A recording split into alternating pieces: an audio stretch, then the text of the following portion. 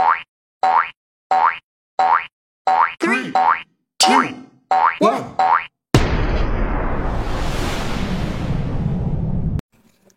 Assalamualaikum warahmatullahi wabarakatuh. Halo kawan-kawan semua, bertemu lagi bersama saya Nara di channel Ewako13. Apa kabar kalian semua? Dimanapun kalian berada, Nara doakan semoga kita semua dalam keadaan yang baik-baik saja. Baiklah kawan-kawan, tanpa berlama-lama lagi, mari kita lanjutkan ceritanya.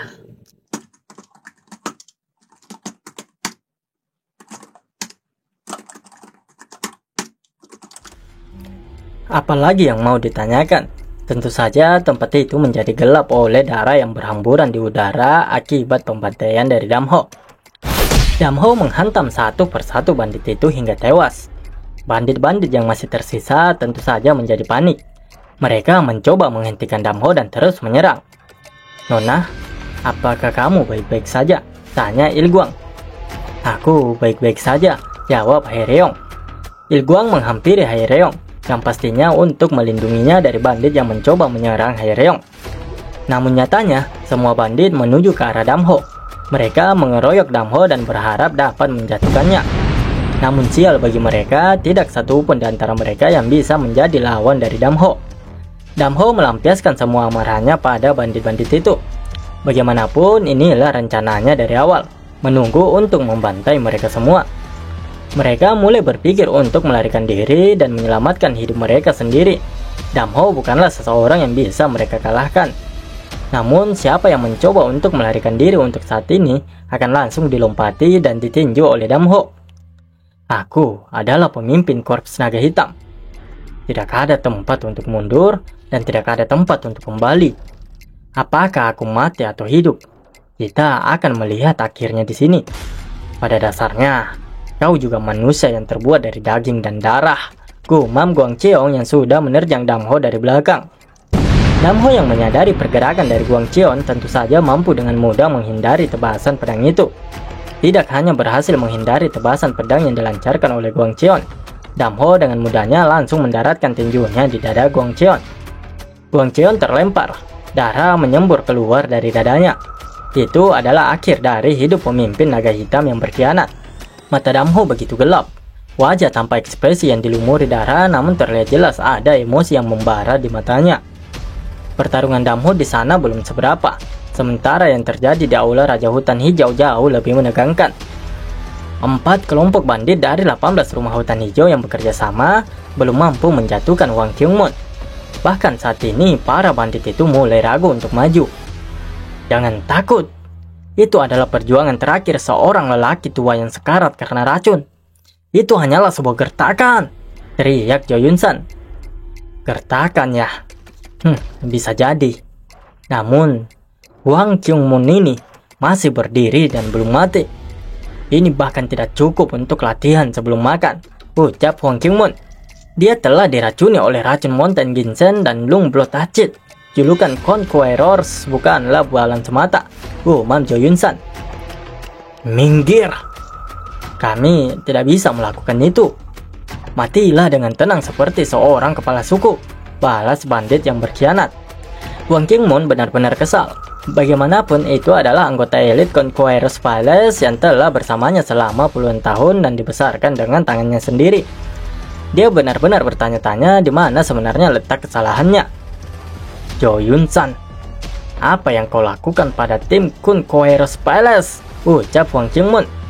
Jo Yun-san memerintahkan semua bandit yang berada di sisinya untuk terus menyerang Hwang Kyungmoon dan menghentikannya.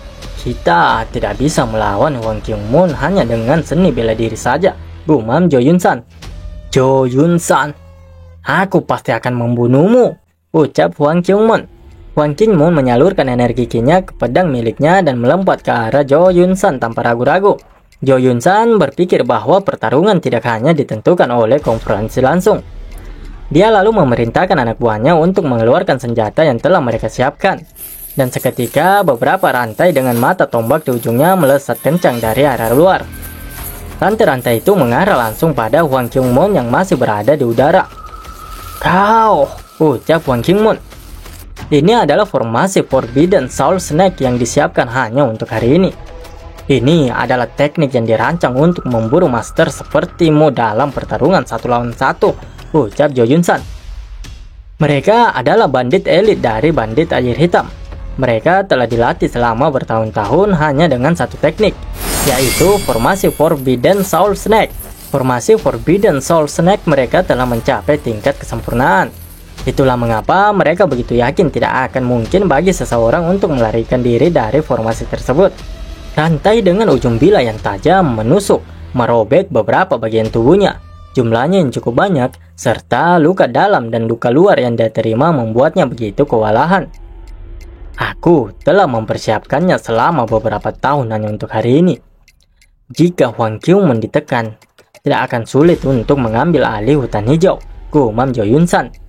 Para bandit itu lalu berlari dan melompat ke sana kemari mengelilingi Hwang Kyung-mon. Rantai-rantai itu mengikatnya hingga dia benar-benar tidak akan bisa bergerak. Menyerahlah, tidak ada tempat bagimu untuk melarikan diri, ucap mereka. Hwang Kyung-mon mengedarkan ki-nya ke seluruh tubuhnya. Ditambah dengan fisiknya yang memang begitu kuat, dia mampu menghancurkan rantai-rantai yang melilitnya.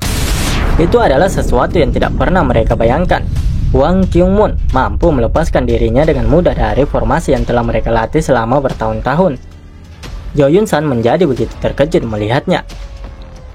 Mustahil. Strength Rebound, ucap Jo Yun San. Semuanya, lari! Menjauhlah, ucap mereka dengan begitu panik dan mencoba untuk melarikan diri. Hwang Kyung-mon sepenuhnya terlepas dari rantai-rantai itu. Energi ki-nya yang keluar menerbangkan benda di sekitarnya. Ruangan tersebut menjadi kacau. Mereka yang jaraknya dekat dengan Hwang Kyung-mon juga terlempar karena tidak sanggup menahan energi yang begitu kuat dari Hwang Kyung-mon. Energi yang begitu kuat darinya tidak hanya membunuh beberapa bandit di sana, namun juga menghancurkan aula Raja Hutan Hijau miliknya. Dia monster. Aku yakin dia telah diracuni oleh racun Mountain Ginseng dan juga racun Lung Blood Acid. Aku tidak tahu akan menjadi seperti ini. Dia benar-benar keberadaan yang tak tertandingi yang melampaui imajinasi, gumam Jo Yun San. Hwang Kyung-mon berusaha menahan luka yang dialami dan mencoba untuk maju menyerang Jo Yun San. Namun, efek racun yang ada di dalam tubuhnya kini semakin melemahkannya. Jo Yun San tentu saja begitu senang dan tertawa melihat kondisi Hwang Kyung-mon.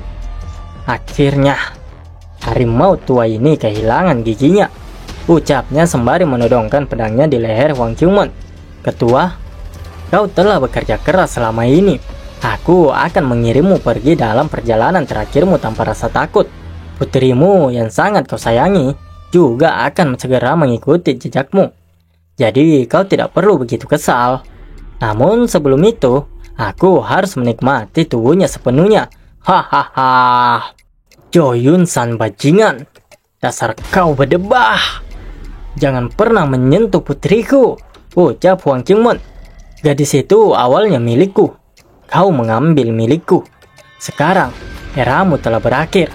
Hutan hijau membutuhkan pemimpin baru. Justru itulah sebabnya, ucap Jo Yun San. Sikat kepala lalu menyadari ada seseorang di belakangnya yang sedang menuju ke arahnya. Dan saat dia berbalik ingin melihatnya, di saat itulah wajahnya terkena hantaman yang begitu keras. Jo Yun San dan bandit-bandit lainnya yang berada di dekat Hwang Kyung-mon langsung menoleh karena mendengar suara teriakan yang tiba-tiba dari belakang mereka. Dan yah, Damho telah tiba di aula Raja Hutan Hijau. Kau tidak akan pernah bisa menjadi pemimpin hutan hijau. Kau tidak akan pernah bisa mencapai posisi itu, ucap Damho. Fish Demon, bagaimana kau bisa sampai ke sini? Ucap Jo Yun San yang terkejut dengan kehadiran Damho. Dia tidak menyangka kalau Damho mampu meloloskan diri. Bagaimana dengan Guang Qion dan bawahannya? Tanyanya pada Damho. Menurutmu apa yang terjadi? Balas Damho. Mustahil. Kau, dendam apa yang kau miliki terhadapku? Kurasa kau tidak mengingatnya ya, ucap Damho. Hai, kau jangan datang ke sini. Hentikan pria itu, ucap Jo Yun San yang sudah begitu ketakutan. Kalau kau mendekat, hidup ketua tidak akan bisa aku jamin, ancam Jo Yun San. Kau akan tetap membunuhnya, balas Damho. Damho menghantamkan kakinya ke tanah dengan kuat, mengambil kuda-kuda bersiap dengan assailing steps-nya. Damho dengan cepat melesat ke arah Jo Yun San. Di waktu yang bersamaan, Jo Yun San juga mengayunkan pedangnya ke leher Hwang Kyung-man. Akan tetapi, lompatan Damho jauh lebih cepat dibandingkan dengan ayunan pedang Jo Yun San, yang pada akhirnya pedang dan tinju dari Damho berbenturan. Begitu kuatnya tinju dari Damho, itu menimbulkan luka dalam bagi Jo Yun San dan membuatnya terlempar mundur. "Lindungi pemimpin kita!" teriak salah seorang bawahan Jo Yun San, dan mereka langsung melompat bersamaan. Anak buah Jo Yun San bergegas menyelamatkannya. Pedang dan pisau tajam terbang menuju Damho. Sesaat sebelum pisau dan pedang itu mengenai Damho, pada saat itu pula tubuh Damho bergetar. Perisai Damho diaktifkan. Energi Ki menyebar ke seluruh tubuhnya dan menyelimutinya. Layaknya sebuah tameng kuat, perisai Ki milik Damho memantulkan semua benda yang akan mengenainya. Sepersekian detik kemudian, Damho juga mengaktifkan sebuah teknik serangan yang dia kembangkan sendiri. Itu adalah satu lapisan energi yang menyebabkan turbulensi di udara. Damho lalu melemparkan energi tersebut ke arah anak buah Jo Yun San yang membuat mereka begitu kesakitan. Teknik yang sangat kuat, dan tidak satupun bandit-bandit itu mampu untuk menanggungnya. Anak buah Jo Yun San bahkan sampai memuntahkan darah dan pingsan di tempat. Beberapa di antaranya yang jauh lebih lemah langsung mati. Tidak hanya anak buahnya saja, bahkan Jo Yun San sendiri juga tidak mampu menahan teknik dari Damho. Saat dia tertunduk karena kesakitan, saat itu pula Damho langsung menerjang kembali ke arahnya. Jo Yun San dengan sekuat tenaganya berusaha untuk berdiri kembali. Para bawahannya dan bandit-bandit yang bekerja sama dengannya tidak tinggal diam. Mereka bergegas melompat. "Lindungi pemimpin kita!" teriak si ikat kepala. Pemimpin bandit Azure Wave, Guaksap, dia melemparkan tubuhnya untuk menghalangi Damho yang akan melayangkan tinjunya pada Jo Yun San. "Matilah kau bajingan jahat! Jika Jo Yun San kalah, serangan hari ini akan sia-sia," gumam Guaksap. Aura milik Guaksap meledak, energinya menyebar ke pedangnya. Namun auranya tidak menyebar sampai akhir. Sebaliknya, aura perak yang luar biasa dari Damho telah terbuka. Damho dengan mudah menahan dan menangkap pedang milik Guaksap dan langsung mematahkannya. Bahkan ketika keduanya masih berada di udara, Damho langsung menancapkan patahan pedang itu ke kepala Guaksap. Guaksap, pemimpin dari bandit Azure Wave, tewas tanpa sedikit pun menyentuh tubuh bahkan baju dari Damho. Jo Yun San dibuat sangat terkejut. Guaksap tewas dengan begitu mudah di tangan Damho. Guaksap, monster. Dia sungguh monster, gumamnya. Jo Yun San saat ini sangat ketakutan. Bahkan ketika dia mengeluarkan energinya, dia begitu gemetaran. Pedangnya bergetar dalam waktu yang singkat. Jo Yun San berusaha menenangkan dirinya dan mengambil bentuk aura jernih.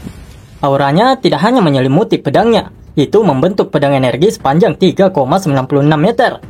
Jo Yun San tidak menunggu lama. Dia menebaskan pedangnya dan di saat bersamaan juga langsung melompat ke arah Damho. "Itu aura pedangnya. Pemimpin telah membuka aura pedangnya," ucap para bawahan Jo Yun San. Jo Yun San berniat mengalahkan Damho hanya dengan satu serangan. Jika tidak, dia tidak akan pernah memiliki kesempatan kedua. Aura pedangnya mengarah langsung ke Damho seolah-olah itu akan membelah langit dan bumi menjadi dua. Di saat bersamaan, wujud Damho menjadi burak. Dia membentengkan perisainya lagi menggunakan aura peraknya. Perisai energi Damho belum cukup kuat untuk menahan serangan Jo Yun San. Aura pedang milik Jo Yun San menghantam tubuh Damho secara langsung. Otot-otot yang terbelah memperlihatkan daging yang merah segar. Pancuran darah menyembur keluar dari bahunya yang terbelah. Itu adalah rasa sakit yang sulit untuk ditahan. Tapi Damho tidak membuat satupun erangan dan malah tersenyum. "Tingkat rasa sakit ini bukanlah apa-apa," gumam Damho. "Mustahil," ucap Jo Yun San yang melihat Damho bahkan tidak mundur sedikit pun setelah terkena tebasan pedangnya. Damho melakukan assailing step dan langsung dengan cepat menerjang Jo Yun San. Dia langsung menghantam Jo Yun San menggunakan bahu sebelah kanannya. Jo Yun San tidak bisa menahan dan menstabilkan tubuhnya. Dia terlempar mundur ke udara. "Dia bukan seseorang yang bisa kita lawan," ucap para bandit itu. "Iya!" Damho meninju salah satu lutut Jo Yun San yang masih melayang di udara dan memungkinkan Jo Yun San untuk tidak akan bisa berdiri lagi. Dia terhampas ke tanah, terseret beberapa meter dan mengerang kesakitan. Pemimpin! Para bandit yang menjadi bawahannya hanya bisa menyaksikan pemimpinnya dihajar habis-habisan dan tidak berani mengambil tindakan sedikit pun. Ini terlihat bagus, ucap Damho. Apa? Apaan dendam? Dendam apa yang kau miliki terhadapku? Tanya Jo Yun San.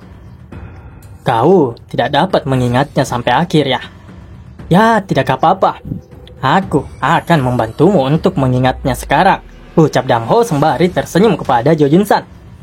Damho meraih bajunya. Dia mengambil sebuah botol yang Nara sendiri juga belum tahu apa isi botol tersebut. Damho menggoyang-goyangkan botol itu sambil tersenyum. Dia berkata, Wah, kira-kira apa yang ada di dalam botol ini ya? Aku menyukai suaranya. Kau juga akan menyukai ini. Apa itu? Tanya Jo Yun San. Kamu penasaran ya? Jawab Damho. Aku mempersiapkan ini khusus untukmu. Kau akan menyukainya, ucap Damho lagi. Damho membuka botol kecil itu dan langsung menuangkan isinya ke jidat Jo Yun San. Apa ini? Jauhkan itu dariku, ucapnya yang begitu panik. Mereka adalah Hellblood. Mereka dulu tinggal di gua bawah tanah yang mengerikan. Saat dimana aku merasakan sakit terbesar dalam hidupku adalah saat aku digigit para Hellblood ini. Kulitku terkelupas, memperlihatkan daging berwarna merah dan darah menyumbar keluar. Berapa kali pun aku menggaruknya, gatalnya tidak kunjung hilang. Aku ingin kau merasakan sakit yang kurasakan saat itu, ucap Damho. Semut-semut bermutasi itu mulai menggigit wajah Jo Yun San. Sekali gigit, orang akan merasakan sakit yang tak terbayangkan sehingga dia akan berpikir untuk bunuh diri saja. Jo Yun San berteriak kesakitan. Wajahnya kini mulai memerah. Beberapa benjol mulai terlihat. Namun, Hellblood terus saja menggigitnya tanpa henti. Gigitan dari Hellblood menyebabkan gatal yang luar biasa dan rasa sakit yang tak terlukiskan akan datang membanjiri. Beberapa Hellblood turun dan masuk ke baju Jo Yun San yang membuatnya semakin kesakitan. Rasa gatal yang luar biasa yang membuat seseorang merasa perlu mengupas semua kulit di tubuhnya menggunakan kuku mereka dan menggaruk di antara otot dengan kuku untuk meredakannya. Begitu kuat sehingga membuat seseorang benar-benar merasa lebih baik untuk mati. Dan bekas luka di wajahmu itu, aku yang membuatnya 20 tahun yang lalu, ucap Damho. Bagai disambar petir, sontak saja Jo Yun San begitu sangat terkejut mendengar ucapan yang dikeluarkan oleh Damho. Dulu, kalau begitu, apa kau mengingatnya sekarang? Tanya Damho. Bagaimana bisa aku melupakannya? Stigma yang tidak bisa dihapus terukir di wajahku hari itu. Bahkan jika aku ingin melupakannya, aku tetap bisa melihat bekas luka ketika aku berdiri di depan cermin. Setiap kali itu terjadi, kenangan hari itu muncul di benakku. Hanya sebuah desa di mana kami kebetulan singgah di kaki gunung Taibak dan berakhir dengan penjarahan. Kami membunuh warga desa dan menjara banyak barang. Masalahnya adalah ketika rumah terakhir dijarah, sang ayah menembakkan panah sambil terus melawan. Bahkan putranya mengambil pisau dapur dan bergegas masuk. Saat terganggu oleh ayahnya, putranya melukaiku dengan pisau. Tidak hanya itu, dia juga menggigit leher bawahanku dan membunuhnya. Bahkan di pulau beracun tidak ada racun seperti itu. Jadi aku membunuhnya untuk memastikan hal itu tidak terjadi lagi. Tapi kau adalah dia, gumam Jo Yun San yang akhirnya mengetahui siapa sebenarnya Damho dan masih mengingat dengan jelas semua kejadiannya waktu itu. Aku merindukanmu, ucap Damho. Bagaimana caramu bertahan? Tanya Jo Yun San. Jo Yun San menggeliat menahan rasa sakit yang diakibatkan oleh Hellblood. Hellblood telah menyebar ke seluruh tubuhnya dan tanpa henti menggigitnya. Jika kau bisa menghentikan rasa gatal ini, Aku akan memberikanmu jiwaku. Bunuh saja aku, teriak Jo Yun San yang memotong perkataan Damho karena sudah tidak tahan dengan gigitan-gigitan Hellblood. Kau tidak bisa mati semudah itu. Itu akan sangat sia-sia. Pada awalnya, aku juga merasa sangat ingin mati. Tapi, aku menahannya lagi dan lagi. Jadi, itu masih bisa untuk ditahan. Kau juga pasti bisa menjadi seperti itu, ucap Damho. Jo Yun San mencoba menggaruk bekas gigitan itu. Tangannya, tubuhnya, bahkan wajahnya. Namun rasa gatal itu tidak bisa hilang. Bunuh saja aku sekarang. Kau bajingan kejam, ucap Jo Yun San. Jo Yun San lalu berteriak memanggil Yun Cheon agar membantunya. Yun Cheon, selamatkan aku, teriaknya. Yun Cheon, ucap Damho yang sepertinya mengenali orang itu. Yun Cheong, jika kau tidak bisa menyelamatkanku, bunuh saja aku, teriaknya pada Yun Cheong. Sejak kapan? Tanya Damho yang tiba-tiba. Apa yang kau bicarakan? Tanya Yun Cheong balik. Sejak kapan kultus iblis bersembunyi di hutan hijau? Ucap Damho. Bagaimana kau bisa mengatakan itu? Tanya Yun Cheong. Aku tahu saat kau memanggil dan mengumpulkan Shadow Demons. Mereka adalah para elit dari kultus iblis, kan? Ucap Damho dengan senyum khasnya sebelum benar-benar membantai musuhnya. Keren lah pokoknya. Meskipun terbilang lambat dan banyak neka-nekonya, tapi alurnya tetap memuaskan. Meskipun Jo Yun San tidak langsung dibunuh, namun apa yang dilakukan oleh Damho jauh lebih memuaskan. Satu kata untuk MC kita ini, psikopat lah kawan-kawan. Ngomong-ngomong, video kita kali ini selesai dulu ya kawan-kawan ya. Soalnya kalau mau lanjut lagi bakal panjang banget dan akan nanggung kalau berhenti di chapter selanjutnya. Sebelum saya tutup, saya ucapkan terima kasih banyak bagi kawan-kawan semua yang masih setia dan stay di Ewaku 13. Nara ucapkan terima kasih banyak kepada kalian yang tetap memberikan supportnya dan kritikannya dengan baik. Tak lupa pula saya ucapkan maaf kepada kawan-kawan semua. Saya Nara, Ewaku 13. Wassalamualaikum warahmatullahi wabarakatuh.